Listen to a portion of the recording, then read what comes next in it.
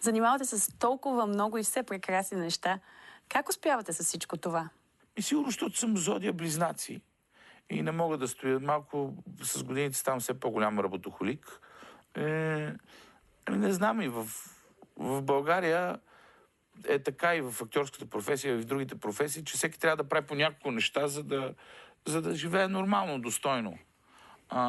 Това е едната от мотивациите ми. Другата е, намирам си кауза. За мен е важно това, което правиш, да е важно за теб.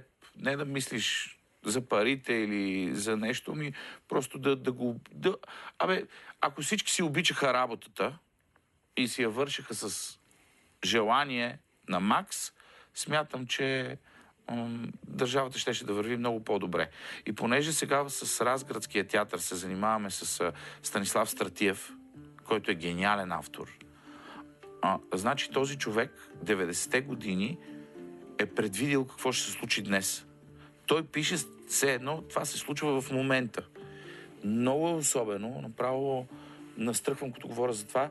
И той говори точно за това. Има разкази, в които ние чакаме все някой да ни освободи, все някой да ни помогне, да дойде някой да оправи тази държава, дали отвънка или тук да се роди. А всъщност посланието е, че всичко зависи от нас. Че всеки трябва да прави това, което е най-добър, това, което обича, да го прави максимално добре, да не сме толкова завистливи, да гледаме в паничката на другия, да гледаме повече. Защото аз много особено, но когато видя успели хора, аз им се радвам наистина на успеха, защото знам, че за този успех винаги стои къртовски труд.